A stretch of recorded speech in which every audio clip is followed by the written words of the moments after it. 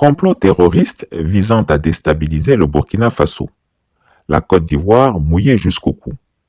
Les révélations qui viennent de tomber confirment ce que j'ai toujours annoncé.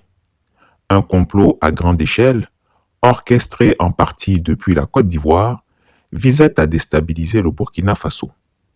Le dernier rapport du ministre burkinabé de la Sécurité, le commissaire divisionnaire, colonel Mahamoudou Sana, jette une lumière crue sur les véritables instigateurs de cette vaste opération de sabotage, et cette fois, les faits sont accablants.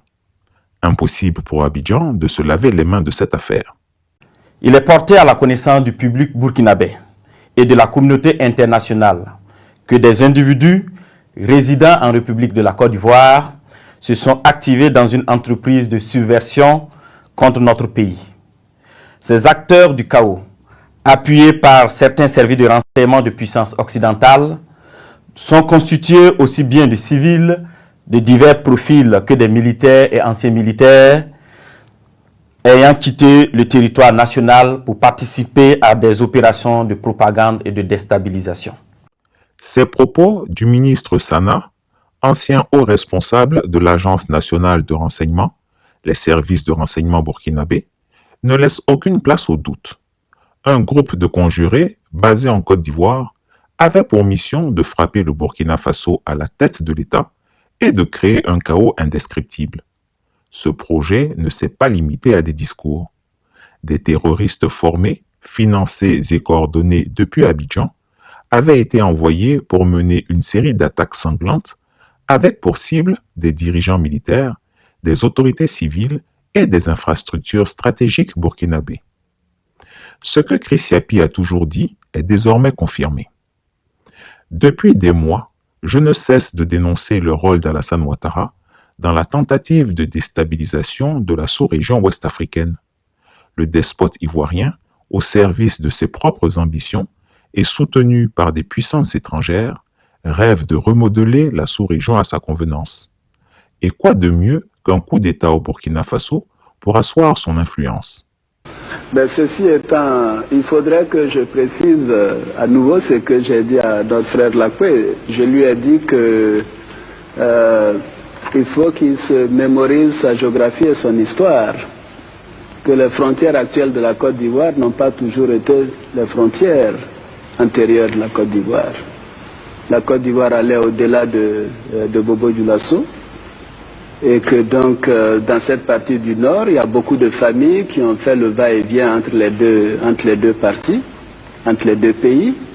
Et d'ailleurs, je vois que beaucoup de gens parlent d'intégration africaine. Moi, je souhaite que dans 10 ans, dans 20 ans, mais nous ayons une Côte d'Ivoire qui va au-delà d'Odiéné, au-delà de Bouna, de Bondoukou, etc. Au-delà de Ouangolodougou, etc., que ce soit une Côte d'Ivoire avec peut-être un autre nom qui englobe le Mali, le Burkina, le Ghana, etc., pourquoi pas? I wish I could be an emperor. It would be much better than being president.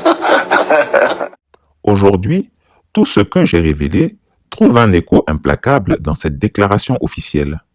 Alassane Ouattara est bel et bien impliqué, directement ou par ses réseaux d'agents en exil, dans ce complot contre le peuple burkinabé. Les preuves sont irréfutables. Il ne s'agit pas de simples spéculations ou de rumeurs. Plusieurs des acteurs clés de ce complot ont été identifiés et arrêtés. L'un des cerveaux, le commandant Ahmed Kinda, alias Akoshi, ancien chef de corps des forces spéciales burkinabé, a été intercepté en pleine fuite. Ce dernier, supposé être en stage au Maroc, était en réalité le chef d'orchestre des opérations terroristes.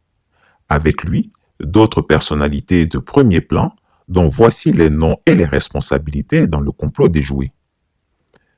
Aziz Diallo, ancien maire et député de Dori, désigné sous le nom de code Ahmed Le Centro, travaillant actuellement en Centrafrique pour le compte d'un organisme international.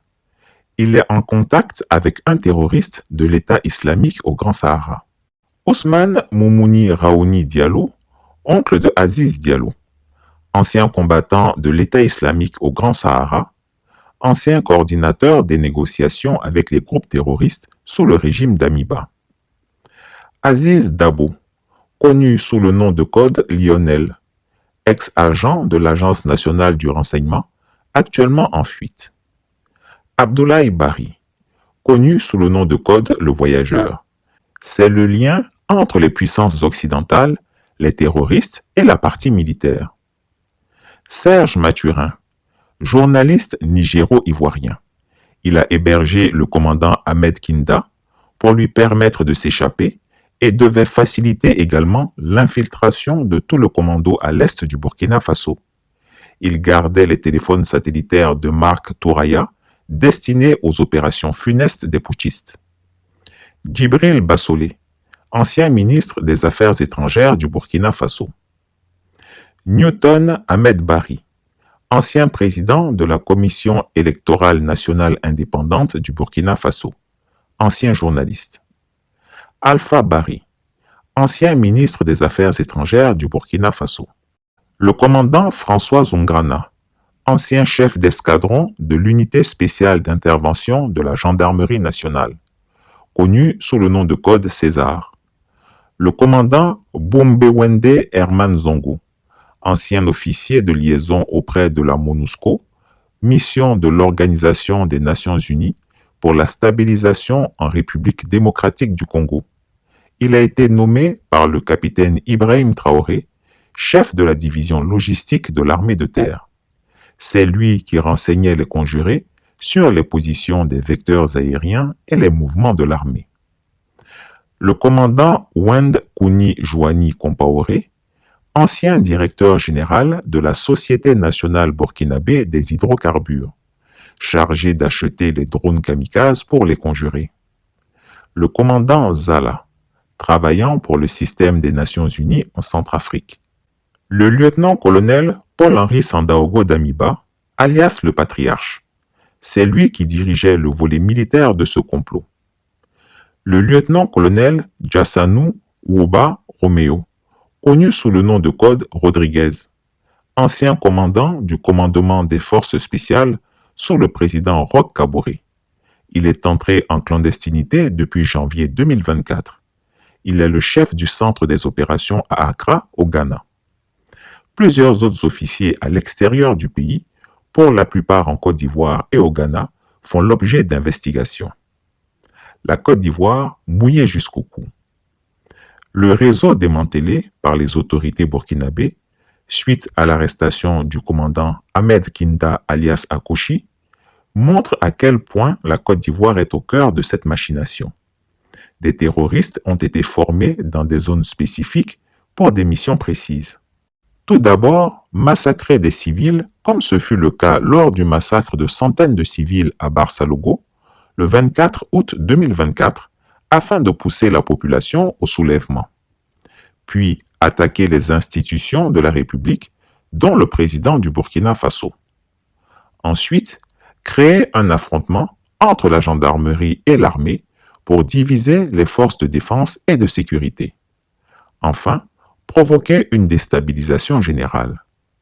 Abidjan ne peut nier ces faits. Les arrestations et les communications interceptées révèlent des connexions évidentes entre les commanditaires de ces attaques et des responsables ivoiriens. La piste des financements a été trouvée dans divers téléphones portables et les conversations sur les applications Telegram et Signal des putschistes. Des enregistrements montrent que des opérateurs économiques et des journalistes proches du régime Ouattara ont joué un rôle actif dans l'infiltration des terroristes sur le territoire burkinabé. Mais ce n'est pas tout. Les investigations révèlent aussi que ces individus étaient soutenus par certains services de renseignements occidentaux. L'ampleur du complot ne peut être sous-estimée. L'objectif était de renverser le gouvernement de transition burkinabé par la violence pour instaurer un régime favorable aux intérêts de ceux qui manipulent dans l'ombre depuis Abidjan.